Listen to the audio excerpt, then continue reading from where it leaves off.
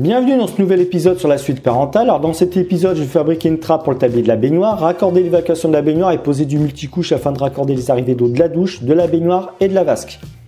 Alors pour commencer, maintenant que la colle est sèche, j'enlève les fourrures qui tenaient le carrelage et je rebouche les trous mastic MS polymère.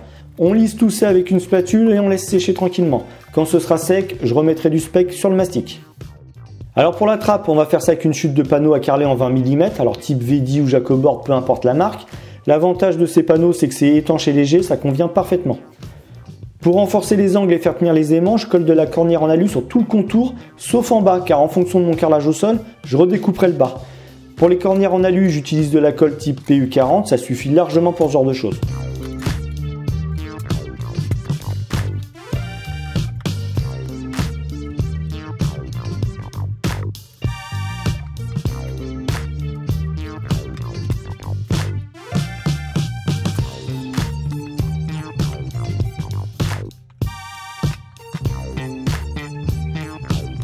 Pendant que le panneau pour la future trappe sèche tranquillement, je perce la baignoire pour fixer les supports du mitigeur. Alors vu que c'est une baignoire en acrylique, ça se perce très bien. Pour info, l'entraxe c'est la même que pour la platine de douche, 15 cm.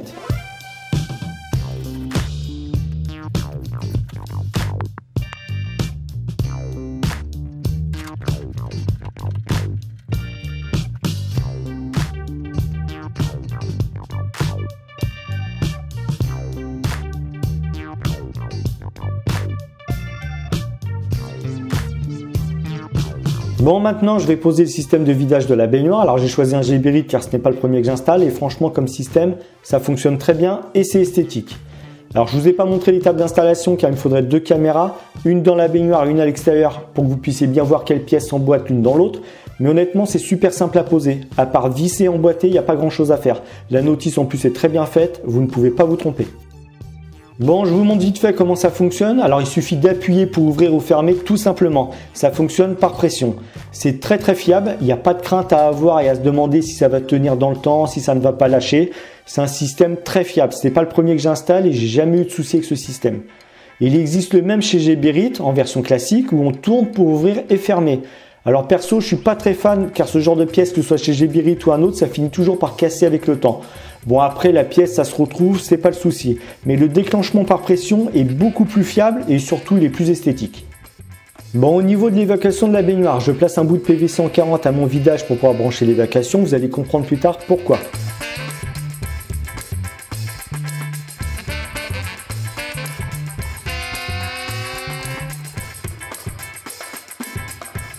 Au niveau du PVC déjà existant, je place un trépied de biche en 40 pour monter ensuite un bout de PVC avec un aérateur à membrane.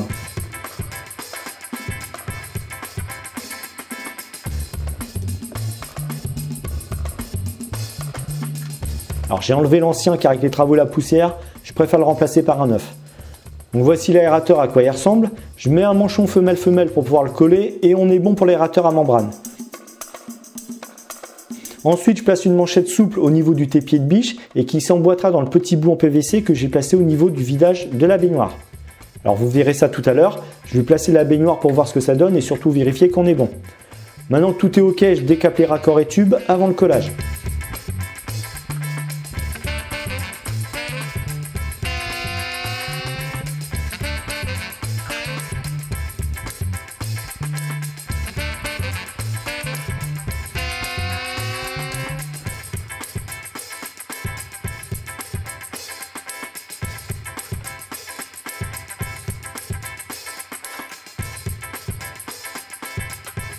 Alors pour le collage, j'utilise la même colle que vous avez dû voir dans certaines vidéos de David de la chaîne DG Plomberie. C'est David qui m'en a parlé et franchement il a raison car le bouchon est top. Il ne reste pas collé comme sur certains pots de colle où on est obligé de sortir une pince pour dévisser le bouchon.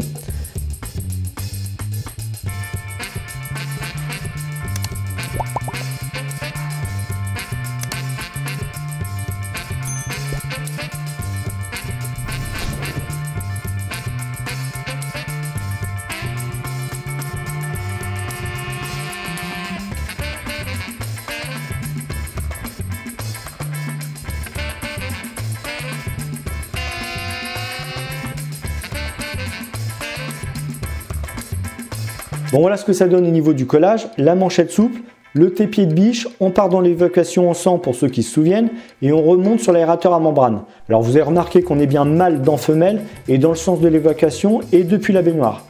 Bon, j'ai placé le niveau laser pour que vous puissiez voir la pente, normalement je ne devrais pas être embêté vu comment ça descend. Alors avant de placer la baignoire pour vérifier si tout est bon, je fixe une console de supportage pour mes arrivées d'eau. Alors via le trou que j'avais fait, je passe mon multicouche que je vais fixer à l'aide de boulons de rail. Ce sont des boulons dédiés aux consoles et aux rails de supportage. L'avantage, c'est que vous pouvez faire coulisser le boulon et mettre le collier où vous voulez sur votre console ou rail. Ensuite, on place les colliers qui se vissent sur les boulons de rail. Il n'y a plus qu'à déterminer la hauteur et serrer le tout.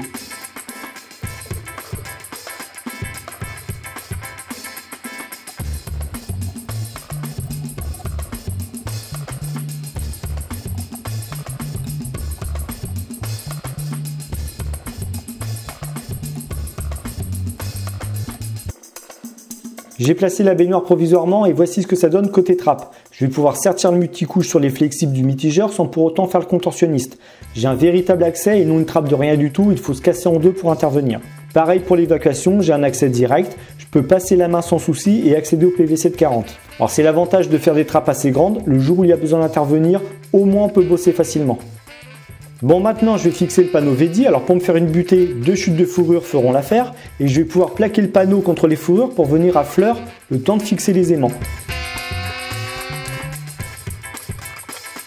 Il n'y a plus qu'à visser les platines des aimants dans l'alu avec des vis autoforeuses.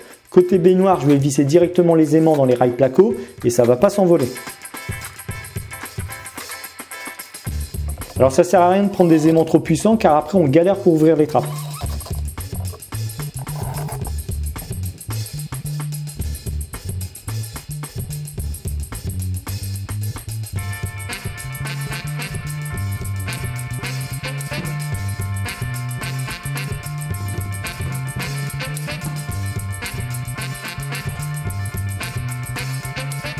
Bon, maintenant on passe aux multicouches. Alors pour ceux qui ont suivi l'avancement du chantier se souviendront que j'avais placé la nourrice et refait l'installation côté garage.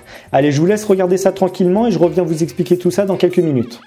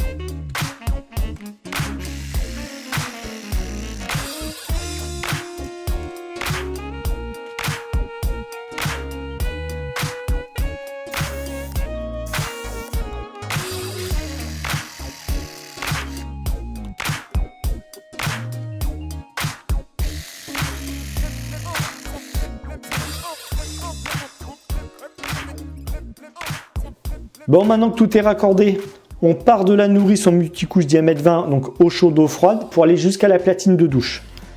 Alors pour ceux qui se souviennent, j'ai fait une trappe côté garage pour avoir un accès au cas où. Vous avez vu que j'ai ajouté 2 vannes. En avançant sur le multicouche, je me suis dit que ce serait bien de pouvoir couper la douche. Toujours au cas où j'aurais besoin d'intervenir sur le mitigeur de la douche. Au moins la baignoire et vasque ne seront pas coupés. Alors vous avez aussi vu que le tube de gauche n'est pas parallèle à celui de droite, c'est parce que j'ai un chapeau de gendarme assez grand et comme mon raccord doit se trouver sur une partie droite du tube, je l'ai décalé volontairement. Mais bon, ce n'est pas grave, c'est juste côté garage. Alors pour tout vous dire, il y a 8 cm d'espace entre les tubes, car je vais par la suite les isoler avec des manchons assez épais, donc il me faut de la place. Ensuite, on continue pour alimenter la baignoire, donc ce sont les fameux tubes qui sont fixés sur la console de supportage. Bon, je vous mets une petite photo pour rappel. Alors lorsqu'on traverse un mur, il faut gainer les tubes ou mettre de l'isolant. Alors pour ma part, je préfère l'isolant que les gaines. Alors pour finir, on alimente la vasque en multicouche diamètre 16. Vous avez vu que j'ai changé de mâchoire. Du 16 pour une vasque, ça suffit largement. Alors bien sûr, par la suite, tous les trous des murs seront rebouchés, sauf ceux qui sont traversés par les tuyaux. Ça fait office d'aération pour les dessous de la baignoire. Sinon, la trappe de la douche sera habillée en PVC, ce sera nickel. Alors la suite des travaux, ça va être la pose de la baignoire, le carrelage autour du tablier, le sol de la douche, etc. Cette vidéo est maintenant terminée, alors comme d'hab, si ça vous a plu, abonnez-vous, mettez un petit pouce bleu, ça motive vraiment. Partagez cette vidéo et je vous dis à bientôt pour la suite des travaux.